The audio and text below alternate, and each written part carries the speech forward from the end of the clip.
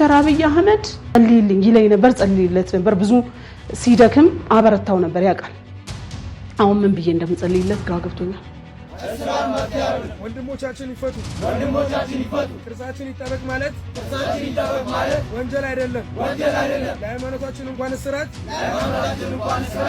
ሞትን ቢመጣ የኢትዮጵያን የዘመን አቆጣጠር ለመቀየርና የሂጅራ አቆጣጠር ለማካተት የሚያስችል አጀንዳ ለሀገራዊ ምክክሩ መቅረቡ ተገለጸ በእውነት አጨብጭቤያለሁ ኦርቶዶክሳዊ መሆን ማለት እንዲህ ነው ኦርቶዶክሳዊ አንድ ሲሆን ያብባል ኦርቶዶክሳዊ አንድ ሲሆን ያሸንፋል መጽሐፍ ቅዱስ በተጻፈ ጊዜ የወንድ ልብስ ቀሚስ ነበረ ስለዚህ ቀሚስ ነው መልበስ የሌለብን እንደዛ ካላችሁ እና ሱሪ የወንድ ልብስ የሆነው ራሱ በቅርብ ነው where is the root of this belief ሱሪ ኃጢአት ነው ሰላም በድጋሚ በአዳዲስ መረጃዎች ተመልሼ መጣሁኝ የወልሶ ማርያም አትፈርስም ቅርሳችን ነች ያሉት ወጣቶች በትናንትናው ዕለት በፓትሮል ከቤተ ክርስቲያን ታፍነው እንደተወሰዱና እንደታሰሩም ጭምር ሰምተናል እናም እዛው አካባቢ ያሉ ያልታሰሩት ወጣቶች ማለት ነው ወንድሞቻችን ፍቱልን ማሰር መፍትሄ አይሆንም ሃይማኖታችንና ለቤተ ክርስቲያናችን አይደለም መታሰር መሞትም እንችላለን ሲሉ ድምጻቸውን አሰምተዋል የኢትዮጵያ ካላንደር ወይንም የዘመን አቆጣጠር ሊቀየር እንደሆነና የሂጅራን አቆጣጠር እንድንጠቀም ጥያቄዎች እየቀረቡ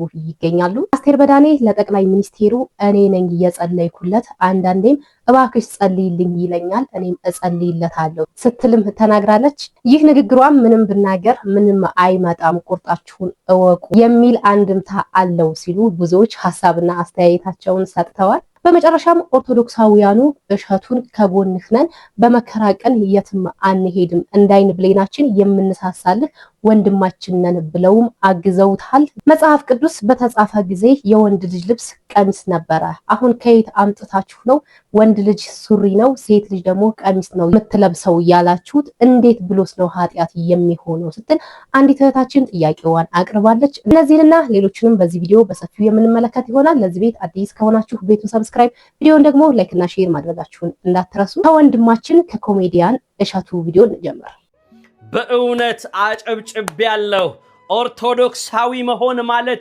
እንዲህ ነው ኦርቶዶክሳዊ አንድ ሲሆን ያብባል ኦርቶዶክሳዊ አንድ ሲሆን ያሸንፋል ኦርቶዶክሳዊ አንድ ሲሆን ያበራል ያብረቀርቃል በእውነት ሰሞኑን ከዓለም ጫፍ እስከ ዓለም ጫፍ ያለን ሀገር ወዳድ ኢትዮጵያውያንና ኦርቶዶክሳውያን በእውነት እንዳይናችን ብሌን ስለምን ሳሳለት ልጃችን ስለ ኮሜዲያን እሸቱ ስንነጋገር ቆይተናል እሺ የዘመናችን የትውልዱ ክስተት ነው እግዚአብሔር መከናወንን ያደረገለት ብዙ አስደናቂ ስራዎችን የሰራና ወደፊት ደግሞ ብዙ የሚሰራ እንቁ ልጃችን ነው ፈተና አይምጣብኝ አይባልም ነገር ግን የመጣበትን ፈተና ኦርቶዶክሳውያን ኢትዮጵያውያን ኤርትራውያን አንድ ሆነው በሚያስደንቅ ሁኔታ ፈተናውን እንዲወጣ አድርገነዋል በእውነት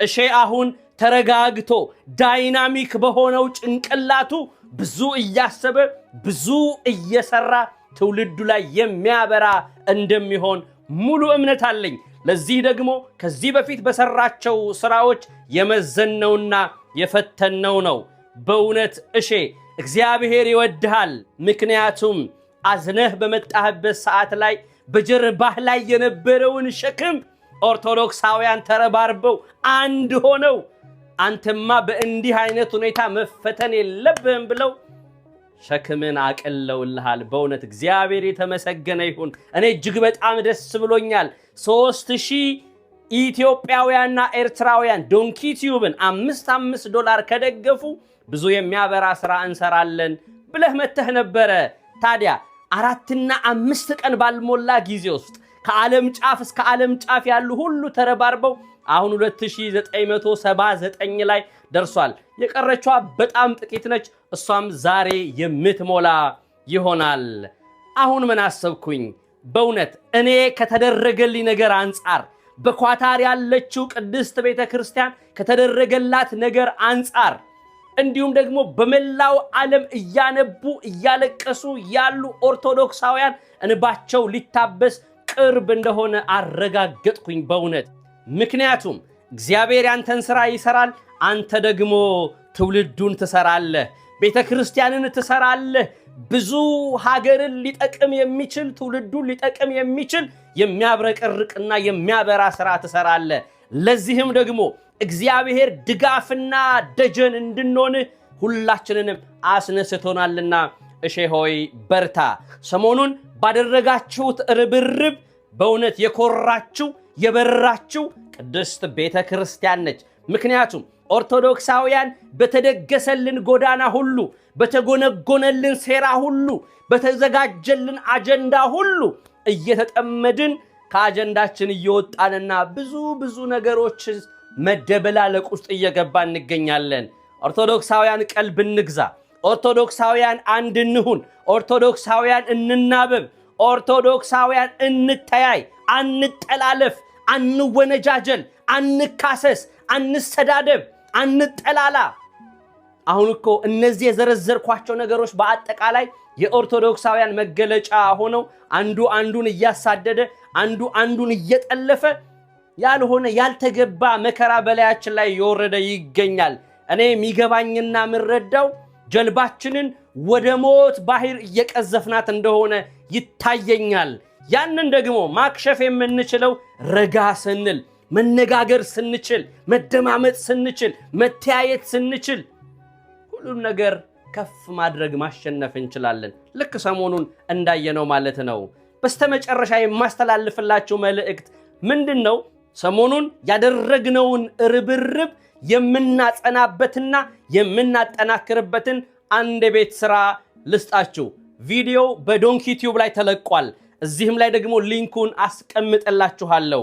በታላቂቷ ጀርመን በፍራንክፈርት ከተማ ላይ ከኦገስት 4 እስከ ኦገስት 10 የሚቆይ ልዩ የሱባኤ ጊዜ ዶንኪ ቲዩብ እንደምታውቁት የሚያዘጋጀውን የላይፍ ስርጭት ሁላችንም የምናስታውሰው ነው። ሱባኤ በሉት፣ እየተዘመረ እየተሰበከ እግዚአብሔር እየተመሰገነ ለትውልዱ በረከት የሚሆን ትውልዱን የሚታደግ እየመጣ ካለው ጥፋት ትውልዱ እንዲያመልጥ መርከባችንን የምናዘጋጅበት ሳምንታትን ሁላችንም እናስታውሳለን። ያንን ሳምንት ጀርመን ፍራንክፈርት ከተማ ላይ እንደግመዋለን። በመላው ዓለም ያላችሁ ኦርቶዶክሳውያን አሁንም አንድ ሁኑ፣ ተጠናከሩ። ጀርመን ላይ ገዳም ሲመሰረት ነገ ደግሞ እናንተ ጋር ይሄ በረከት እንደሚመጣ በፍጹም እንዳትጠራጠሩ።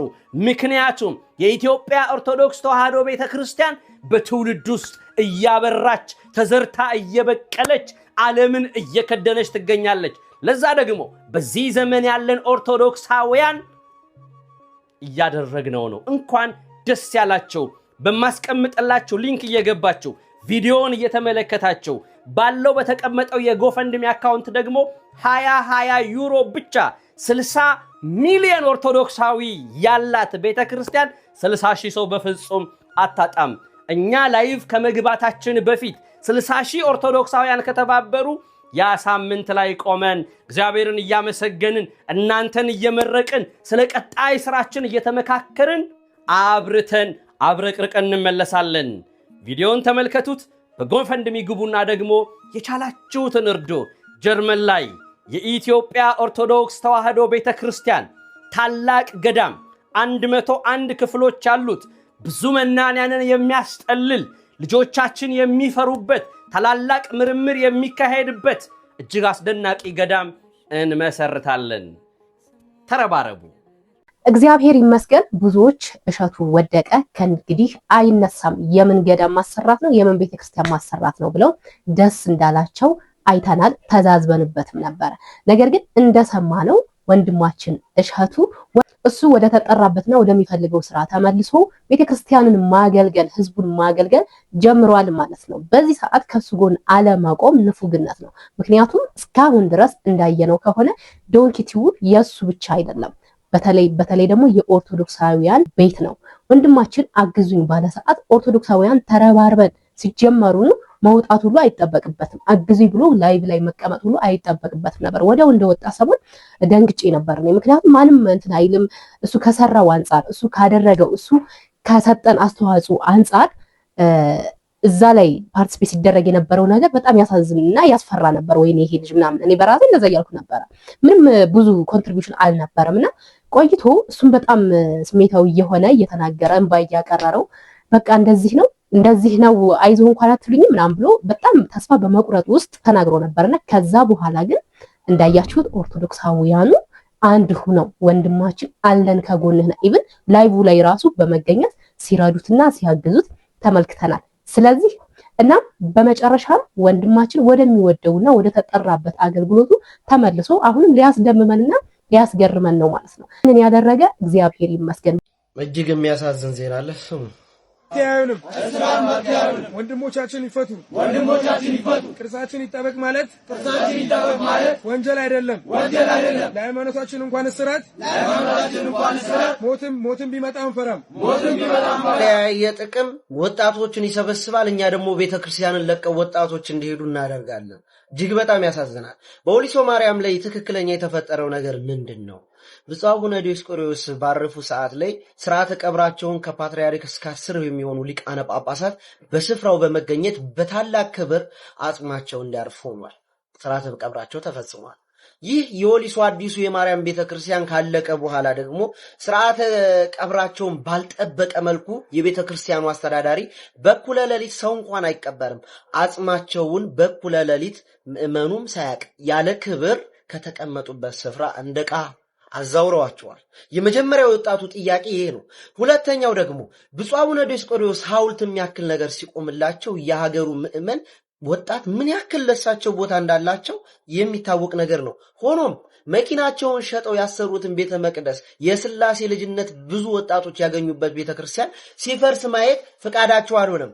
ስለዚህ አስተዳዳሪው ከምዕመኑ ጋር ተማክሮ ምን እናድርገው ይሄንን ቤተ ክርስቲያን ከማለት ይልቅ የራሱን ግለሰብ አመለካከት ከስድስት ሰዎች ጋር ወሰነ። የሀገረ ሊቀ ጳጳሱ ብፁዕ አቡነ ሳዊሮስ በማያውቀው ነው የሚባለው። ይህ ከሆነ በኋላ ወጣቱ ይህንን መረጃ ሲደርሰው መሆን የለበትም ቤተክርስቲያኑ መታደስ ካለበት እናሳድሳለን ወይም ደባል ታቦት ይግባበት የአባታችን አሻራ አይፍረስ ብሎ እንደ አንድ ክርስቲያን ባለማህተም መብቱን ጠየቀ። ለነዚህ ወጣቶች ትክክለኛ ምላሽ መስጠት ወይስ እነሱን ማሳፈስ? ይህ ወጣት አይሆንም የአባታችን ታሪክ አሻራ ከሚፈርስ ይልቅ ደባል ታቦት ይግባበት ማለታቸው የቱ ጋር ነው ጥፋታቸው? ይህ አስተዳዳሪ እኮ ከሆነ ጊዜ በኋላ የተጠራበትን ዓላማ ሲጨርስ ለቆ ሀገሪቱን ይሄዳል ደብሩን። እነዚህ ወጣትና ምዕመን ግን ከቤተክርስቲያኑ ጋር አብረው ኗሪ ናቸው፣ ትውልዳቸውን የሚያስቀጥሉ ናቸው። በዛ ስፍራ ላይ የሀገረ ስብከቱ ሊቀ ጳጳስ አያውቁም ስለዚህ ጉዳይ ማለት አልቻ እንኳን እነሱ እኛው ቀን ጉዳዩን እኮ እየተከራከርንበት ያለ ጉዳይ ነው። ስለዚህ የሀገረ ስብከቱ ሊቀ ጳጳስ ብፁዕ አቡነ ሳዊሮስ አስቸኳይና አፋጣኝ የሆነ ልጆቹም እንዲፈቱና ምላሽ እንዲሰጥበት እንፈልጋለን። የሀገሩ ምዕመን ተሰብስቦ ስለ ቤተ ክርስቲያኑ ጉዳይ መወሰን ይችላል። ከዛ ውጪ ግን የሚደረግ ለሽርፍራፊ ሳንቲም የሚያደርገው አስተዳዳሪ ግን እጅግ የሚያሳዝንና አስነዋሪ ነውር ነው። ሼር፣ ኮፒ ሊንክ፣ ሪፖስት እያደረጋችሁ አድርሱት።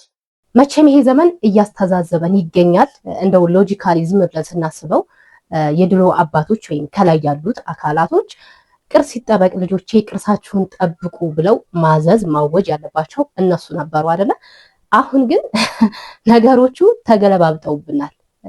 ልጅ አይሆንም ቅርስ ይጠበቅ፣ ቅርስም ብቻ አይደለም ብዙ ነገር የተደረገበት ውስታ ያለበት ቦታ እስከሆነ ድረስ አይፈርስም ሲሉ እነዚህኞቹ ወይም ታሪክ ያስጠብቃሉ ተብሎ የታሰቡት አካላት ደግሞ ጭራሹን ይፈርሳል አይሆንም ብለው ቤተክርስቲያኑ ኦልሬዲ እያፈረሱት ነው፣ ተጀምሯል መፍረስ።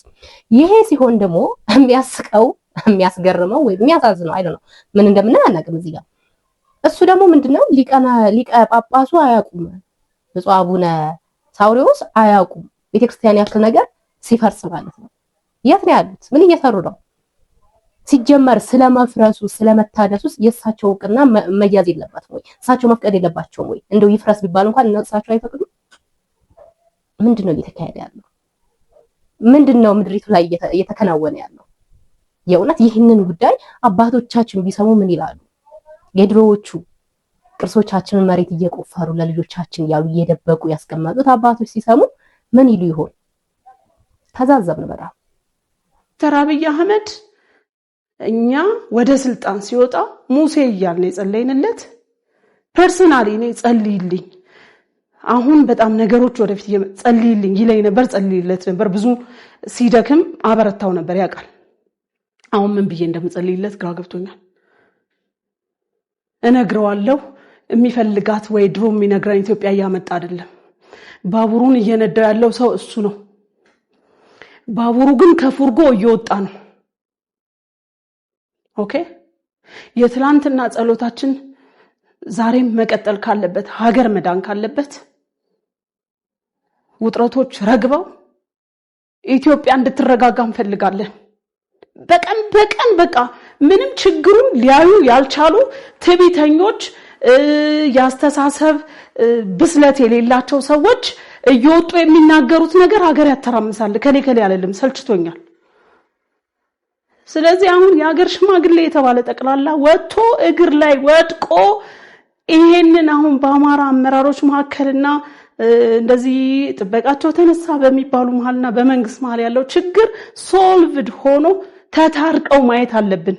ይቺ ሴትዮ ሃይባይ አታ ነው እንጂ በርግጥ ሃይባይ የምትባልም አይደለችም። እንትኗን ከአንሰራፈፈች ቆይታለችና እንደሰማችሁት እኔ ነኝ ጸሎት ማደርገው የሷ ቢጤም ተሰብስበው ነው ጸሎት የሚያደርጉት። ስለዚህ ያው በግልጽ እየነገረችን ያለው አሁን ላይ ያለው ሁኔታ የምናየው ነገር የሷ እጅ አለበት፣ የሷ መሳዮች አሉበት ማለት ነው። ሰው ምንም አታመጡ ነው። የፈለገችው መናገር ትችላለች፣ እንደፈለገች መሆን ትችላለች። ምክንያቱም ፈረሱም ሜዳውም የሷ ስለሆነ ማለት ነውና እንደዚህ እየነገረች ነው እኮ። እኛ ነን እኮ አይናችን አልተገለጠም። በርግጥ ቢገለጥም ምንም ስለማናመጣ ግን ያው ስሙት ብዬ ነው፣ እንደ መረጃ ይጠቅመናል። አንድ ቀን ደግሞ ምን ብላለች? ከሌ ማለት ሰልችቶኛል አለች። ሰልችቶኛል ማለት ከዚህ በመቼም የሆነ ነገር ሰልችቶኛል የምለው ደጋግሜ ያደረኩት ነገር አይደለም። ከዚህ በፊት የሆነ ነገር አድርጌ እኮ ሰለቸኝ ካልኩ በፊት አውቀዋለሁ ያን ነገር ማለት ነው። ስለዚህ ከሌ አይደለም ሰልችቶኛል ማለት ከዚህ በፊት የጠቀስኳቸው ስለሆኑ ደጋግሜ ያልናገርም ሰልችቶኛል። ከዚህ በፊት ምንድነው የጠቀሰችው ካል ሰሞኑን የምናወራበት ጉዳይ ነው ማለት ነው። በተደጋጋሚ እንደዚህ ያለች እየተናገረች ትገኛለች። መብቴ ነው የፈለኩትንም መናገር እችላለሁ ስትልም ትሰማለች። እኔ በነፃነት ለመኖር የተፈቀደልኝ ሰው ነኝ። በነፃነት መናገርን የሰጠኝ ደግሞ ተፈጥሮ ነው፣ እግዚአብሔር ነው የሰጠኝ። ሐሳቤን እናገራለሁ። ስናገር ግን የሆነ ለመወደድ ለመከበር የሆነ ደረጃ ለማግኘት ከህብረተሰቡ መሃል ምናምን ሳይሆን I am the part of the society። እኔ እዚህ ሀገር ላይ ቤተሰብ መስርቼ የምኖር ሰው ነኝ። ለሌሎች ህፃናትም የህፃናት መጽሐፍ ደራሲ እንደመሆኔ መጠን ለሌሎች ህፃናትም የሚኖሩባት ሀገር እንዲኖራቸው ፈልጋለሁ፣ ሳላዳላ ማለት ነው። ስለዚህ መጀመሪያ ያንን አይነት ንግግር የምናገረው ለራሴ ጭምር ነው፣ ለልጆቼ፣ ለቤተሰቤ። ኢትዮጵያ ውስጥ ያሉ ልጆች ነገ ሀገር እንዲኖራቸው በዝምታ ለምን እናልፋለን? ሞቲቫችን ማለት ነው ስህተት ታርሞ የተስተካከለ ነገር እንዲመጣ ከማሰብ ማለት ነው። እና በዛ ምክንያት ትናገራለህ። ግን አሁን አካባቢ ያለውን ነገር ሳየው ማለት ነው ዝም ማለት ራሱ አይፈቀድልህም። በፊት እኮ ስንለፈልፍ የነበረው ማለት ነፍሳችንን አስይዘን ስንለፈልፍ የነበረው አሁን እየከፋ የመጣው ዳሜጅ ምናልባት የመቀነስ ኃይል ካለው ብለን ነበር አይደል? ግን ተናግረህም ለውጥ የማይመጣ አይነት ነገር ከሆነ ለምን ትሰቃያለህ? ሃይማኖት መሪዎች መናገር የምፈልገው ነገር ቢኖር እባካችሁ በቃ ማለት ዝምታውን ሰብራችሁ መንግስትን መጠየቅ ትችላላችሁ። ካልጠየቃችሁ ከዚህ በኋላ እናንተ የሚኖረን አክብሮት የምትመሩት ህዝብ እየሞተ ነው፣ የምትመሩት ህዝብ እያለቀ ነው። ስለዚህ ሌላ አይደለም የጠየቅናችሁ፣ አንድ ብሔራዊ የንስሐ ቀን። ሁላችንም በድለናል፣ ሁላችንም አጥፍተናል። የሁሉ ሃይማኖተኛ ባለባት ሀገር ላይ ይሄ ነገር ትክክል ነው ወይ? የነነዌ ሰዎችን አሁን ለምሳሌ ትምህርት አድርገን ከዚህ በኋላ ማስተማር እንችላለን ወይ? ኢትዮጵያ ውስጥ ስንት እንደዛ ልንሆንባቸው የምንችላቸው ቀኖች አለፉ። ለምንድን ነው አብረን ማንወድቀው በንስሐ? እና ይሄንን ለምእመናኖቻችሁ ከማሳወቃችሁ በፊት አንድ ብሔራዊ የሆነ በቃ አደባባይ ወጥተን ሁላችንም በቃ እንጩህ ወደ እግዚአብሔር። እኔ ይሄ ነው መፍትሄው የሚታየኝ ነው የምለው እንጂ በኪነ ጥበብ በቅኔ ምናምን አስለቃሽ ስትመጣ ታውቃለህ አይደለ? አስለቃሽ ስትመጣ የሚሆነው ነገር ምንድነው? ሀዘንተኛው ጠቅላላ እያለቀሰ ነው በራሱ። እሷ ግን በደንብ አርጋ እንዲያለቅሱ ታደርጋቸዋለች። ከዛ ትሄዳለች። በቃ ያስለቃሽነት ሙያ አይደለም መወጣት ያለብን። የሆነ ብርሃን በቃ የሆነ ሶሉሽን ሜከር መሆን። ህፃን ልጅ መጽሐፍ ደራሲ ስትል ሰማዋት መሰለኝ አላውቅም። የህፃን ልጆችን መጽሐፍ እንደምትደርስ ማለት ነው። ደግሞ ሳላዳላ የህፃን ልጆችን መጽሐፍ ጸሐፊ እንደመሆኔ ብላ ነው የምታወራውና ለምንድነው ግን ማለት የምትዘበራርቁት? ምንድነው የምትበሉት? ምንድነው የምትጠጡት? ማለት አንድን ነገር ከአንድ ነገር አጋጭታ ወይም በጣም ይሄ ሆት የሆነ ነገር ተናግራ አሁን ደግሞ መታ ያን የሚጣረስ ነገር ደግሞ ትናገራለች። ሰው ማለት ማንን እንስማ? በቃ የምንሰማቸው ሰዎች በሙሉ ሐሳባቸው በሐሳባቸው የሚምታታ ነው። የሆነ ጥሩ የሚመስል ነገር ይናገሩና ከዛ ደግሞ እንደገና መልሰው ያን ነገር ሲያፈርሱት ደግሞ እናያቸዋለን። ሰው የህፃናቶችን መጽሐፍ የምትደርሰዋ ሴትዮ እከሌና እከሌ እንዲህ አድርጓል ብላ የሐሰት ትርክትን እያመጣች ለህፃናቶች ትናገራለች ወይም ትጽፋለች ማለት ነው። የህፃናት መጽሐፍ ራሱ መታየት አለበት። አይ ቲንክ የአራተኛ ክፍል መጽሐፍ ነው የሶስተኛ ክፍል መጽሐፍ ጠፋብኝ። ምንድነው ስለ ጾታ ማለት ነው። ክላሱን እርግጠኛ አይደለሁም ግን በጣም የህፃናቶች ነው ወይ 3-4 ስለ ጾታ መጽሐፉ ላይ ምን እንዳለ ታውቃላችሁ? ጾታን ካደጋችሁ በኋላ ነው የምትመርጡት። ጾታ የሚለውን አንድ ልጅ ሴት ወይም ወንድ ላይ ማለት አይችልም፣ ወይም ሴት ወንድ ነኝ ተብሎ ራሱን ኤክስፕረስ ማድረግ አይችልም። ያ መጽሐፉ ላይ ነው የተጻፈው። ካደጋችሁ በኋላ ትመርጡታላችሁ ጾታችሁን። ማለት አንዲት ሴት ልጅ ወንድ የመሆን መብት አላት፣ ወንዱ ደግሞ ሴት የመሆን መብት አለው። ካደግክ በኋላ ነው ጾታ የምትወስነው የሚል መጽሐፍ በአማርኛ ተጽፎ እንዳለ ባለፈው ሲሉ አይቻለሁኝና እንግዲህ ይቺ ነች ማለት ነው አዲሲቷ ኢትዮጵያ። ኤኒዌይስ አቋም ይኖራችሁ ማለት ብዙ ሰው አሁን እናንተ ጥሩ ነገር ትናገራላችሁ ብሎ እየጠበቃችሁ ነው፣ ግን ይሄ እንደንትን እንደ ገበታ ውሃ ተዋልላላችሁ ሰው እና እዚህ ሰዎች ናቸው እንግዲህ ጸላይም ሆነው ፖለቲከኛም ሆነው አወቅንም ብለው መካሪም ሆነው የተቀመጡት ማለት ነው። እነዚህ ሰዎች እያሉ አሁን ያለንበት ሁኔታ ባይፈጠር ነበር የሚገርመኝ። መጽሐፍ ቅዱስ በተጻፈ ጊዜ የወንድ ልብስ ቀሚስ ነበረ። ስለዚህ ቀሚስ ነው መልበስ የሌለብን እንደዛ ካላችሁ እና ሱሪ የወንድ ልብስ የሆነው ራሱ በቅርብ ነው። where is the root of this belief? ሱሪ ኃጢአት ነው የሚለው ወንድን ያሳስታል ካላችሁ ደግሞ አሁን ላይ ማርኬቱ ላይ ካሉ ሱሪዎችና ቀሚሶች ወንድን የሚያሳስተው የቱ ነው? ቀሚሱ ነው ሱሪው ነው የእውነት ወንድን የሚያሳስተው? እሺ እንዲህ ብላ ተናገረች። መጽሐፍ ቅዱሱ በተጻፈ ጊዜ ማለትም በእነ ቅዱስ ሙሴ ዘመን ማለቷ ነው የወንድ ልብስ ቀሚስ ነበረ። ስለዚህ ቀሚስ ነው መልበስ የሌለብን አለች። አዎ በእነ ሙሴ ጊዜ ቀሚስ ይለብሱ ነበረ፣ ግን የሴቶቹን አይነት ቀሚስ አይደለም።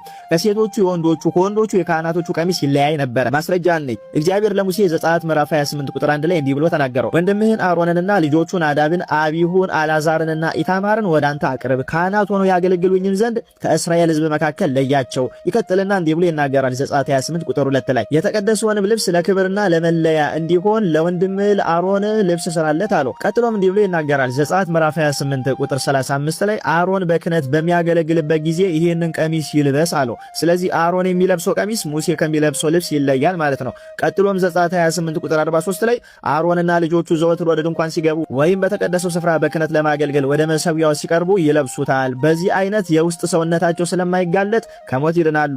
ይሄም እንግዲህ ለአሮንና ለትውልድ ሁሉ ጸንቶ የሚኖር ስርዓት ነው። ለአሮንና ለትውልድ ሁሉ ጸንቶ የሚኖር ስርዓት ነው። ለዚህም ነው አሁን ባለንበት ጊዜ ካህናት፣ ዲያቆናት፣ ጳጳሳት፣ መነኮሳት በአገልግሎት ጊዜ ልብሰ ተክህኖ እንዲሁም ቀሚስ የሚለብሱት። ስለዚህ ያኔ ቀሚስ ቢለብሱም ሴቶችና ወንዶች እንዲሁም ወንዶችና ካህናት የሚለብሱት ልብስ ይለያያል ማለት ነው። ባይለያይ ኑሮ ወንድ የሴትን ልብስ ሴትም የወንድን ልብስ አትልበስ ተብሎ ባልተጻፈ ነበረ። እንዲህ ተብሎ ሊጻፍ የቻለው የወንድና የሴት ልብስ ይለያይ ስለነበረ ነው። ቀጠለችና ምን አለች? ሱሪ የወንድ ልብስ የሆነው በቅርብ ነው አለች። የወንድ ልብስ ቀሚስ ብቻ ነበረ ብሎ የተናገረው ማን ነው? ከየትኛው መጽሐፍ ላይስ አገኘሽው? እንዲሁም ወንዶች ሱሪ መልበስ የጀመሩት በቅርብ ጊዜ ነው የሚለውንስ ከየት አገኘሽው? ጥያቄ ነው። እኔ ግን ሱሪ በእነ ሙሴ ጊዜ እንደነበረ ከእነርሱም በኋላ ሱሪ በወንዶች ይለበስ እንደነበረ ማስረጃ ልስጣችሁ። ዘጸአት ምዕራፍ 28 ቁጥር 42 ላይ የውስጥ ሰውነታቸው እንዳይጋለጥ ከጥሩ በፍታ ከወገባቸው እስከ ጭናቸው የሚደርስ ቁምጣ ሱሪ ትሰራላችኋል። እንዲሁም ይቀጥልና ሁለተኛ ማስረጃ ዘጸአት ምዕራፍ 39 ከቁጥር 27 እስከ 29 ላይ ለአሮንና ለልጆቹ እጀ ጠባቦችን ከጥሩ በፍታም አክሊልን ከጥሩ በፍታም መልካሞቹን ቆቦች ከተፈተለ ከጥሩ በፍታም የእግር ሱሪዎችን እግዚአብሔር ሙሴን እንዳዘዘው አደረጉ ይላል። ሌላ ማስረጃ ልጨምርልሽ። ዘሌዋውያን ምዕራፍ 6 ቁጥር 10 ላይ ካህኑም ከከፋይ የተሰራ ቀሚሱን ሱሪውን ለብሶ የሚቃጠለውን መስዋዕት እሳት ከበላው በኋላ የቀረውን አመድ ሰብስቦ በመሰዊያ ጎን ያፍስሰው ይላል። ሱሪውን ለብሶ ይለበስ ነበረ። ሌላም ልጨምርልሽ። ዘሌዋውያን ምዕራፍ 16 ቁጥር 4 ላይ እንዲህ ብሎ ይናገራል። አሮን ወደ ቅድስተ ቅዱሳን ቅዱሳን ከመግባቱ በፊት ሰውነቱን ታጥቦ የክህነት ልብሱን ይልበስ፣ ይሄውም አለ ከበፍታ የተሰራውን ቀሚስና ሱሪ ይልበስ በማለት በእነ ሙሴ ጊዜ ከቀሚሱ ባሻገር ወንዶች ሱሪ ይለብሱ እንደነበረ በተደጋጋሚ መጽሐፍ ቅዱስ ይናገራል። ቀጥለንም ይሄ ሱሪ ለካህናቱ ብቻ የተሰጠ ነው፣ ሌሎች ወንዶች አይለብሱትም ነበረ ብለን ጥያቄ ብናነሳ ማለት ነው ካህናት ከሆኑት ውጪ ሌሎች ወንዶች ሱሪ ይለብሱ እንደነበረ ትንቢተ ዳንኤል ምዕራፍ 3 ቁጥር 19 እስከ 21 ላይ እንዲህ ብሎ ይናገራል። በዚያን ጊዜ ናቡከደነጾር ሲድራቅ ሚሳቅንና አብደናጎ ላይ እጅግ ተቆጥቶ መልኩ ተለወጠ። ስለዚህ እሳቱ ከቀድሞ ይበልጥ በ7 እጥፍ ከፍ ብሎ እንዲነድ ትእዛዝ ሰጠ። ሶስቱንም ሰዎች አስረው ወደሚነደው እሳት ነበልባሉ ጉድጓድ ውስጥ ይጥሏቸው ዘንድ ከሰራዊቱ መካከል ብርቱ የሆኑትን አዘዘ።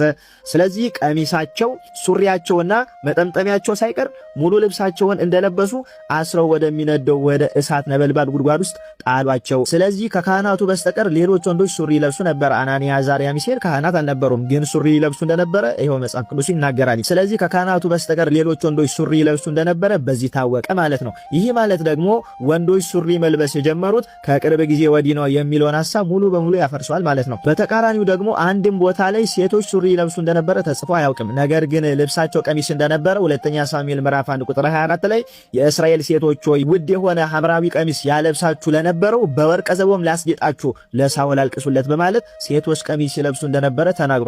ስለዚህ የሴቶች ልብስ የነበረው ቀሚስ ነው። መጽሐፍ ቅዱስና የሥርዓት መጽሐፍት ላይ አንድም ቦታ ላይ ሴቶች ሱሪ ይለብሱ እንደነበረ አልተጠቀሰም። ከመጽሐፍትም ወጥተን ብንመለከት በኢትዮጵያ ታሪክና ትውፊት ሴት ልጅ የምትለብሰው ቀሚስ ነው፣ ወንድ ልጅ የሚለብሰው ደግሞ ሱሪ ነው። ቃልዎትን ያሰማልን ወንድማችን ዲያቆን ሲራክ። በእውነት ይሄ ልጅ ስርዓት ሲጣስ አንዳንድ ነገሮችም ሲደረጉና ወጣቱ ጥያቄ ሲጠይቅ በመረጃና በማስረጃ የቤተክርስቲያን ስርዓት የሆነውን ነገር በሙሉ እንደዚህ እያመጣ የሚያካፍለን ወንድማችን ነው። በእውነቱ እግዚአብሔር ይስጥልን። ዲያቆን ሲራክ ይባላል። የአገልግሎት ዘመንህን እያርዝምልን። በእውነቱ በጣም ድንቅ ልጅ ነው። ሁላችሁም ዲያቆን ሲራክ የሚል የዩቲዩብ ቻናል አለው፣ ገብታችሁ ሰብስክራይብ በማድረግ እንደዚህ አይነት የስርዓት የሆኑ ትምህርቶችን መከታተል ትችላላችሁ ማለት ነው። እኔ የሱ ሐሳብ ላይ ምንም ነገር አልጨምርም፣ እሱ በመረጃና በማስረጃ ስላመጣው ማለት ነው። እንዲህ ነው የሚያመልኩት። እንዲህ ማለት ጠላትን እያቃጠልክ አናቱ ኢየሱስ ጌታ ልቀቅልኝ፣ እወድሃለሁ በጌታ በጌታ ሹብሲ እንደዚህ ባለው ይሄ የአምልኮ ባህሪ ነው። ሃሌሉያ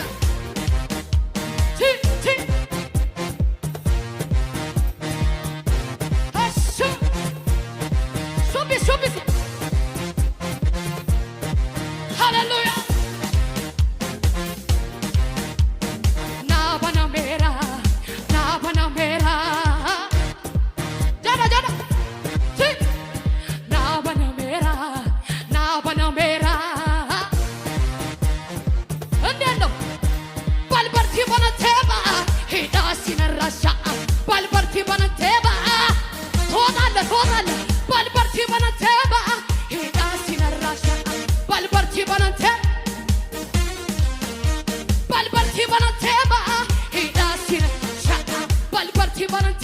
ዛሬ ገመዱ ይቆረጣ ባልበርቲ በነቴ ሄዳ ሲነራሻ ባልበርቲ በነቴ ኢልለ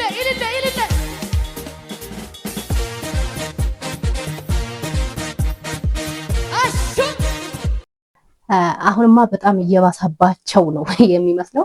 በጣም እንግዳ የሆኑ ነገሮችን በተለይ ሰሞኑን ደግሞ እያየን እንገኛለን እና ብዙዎች ኮሜንት ላይ እየመጣችሁ የነሱ ኢየሱስና የኛ ኢየሱስ አትበይ ምናምን ትሉኛላችሁ፣ ፕሮቴስታንት እህትና ወንድሞቼ ማለት ነው።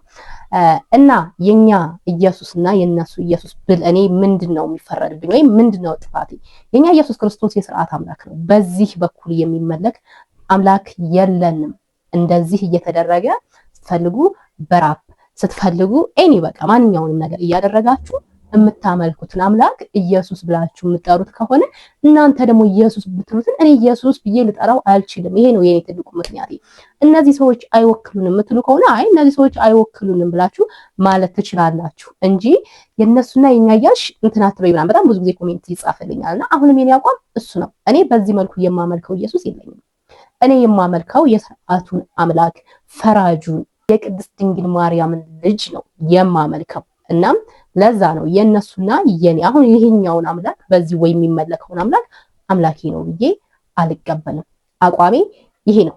እናንተ እነዚህ ሰዎች አይወክሉንም፣ እኛ የሥርዓቱን አምላክ ነው የምንከተለው፣ አንቺ የምትይውን ፈራጁን ኢየሱስ ክርስቶስ ነው የምንከተለው ካላችሁ ወይ በዚህ ልንስማማ እንችላለን እንጂ በዚህ ወይ እንትን ብላችሁ የምናገረውን ቃል እየጠበቃችሁ እዚህ ኮሜንት ላይ እየመጣችሁ ባትርመጠመጡ ደስ ይለኛል።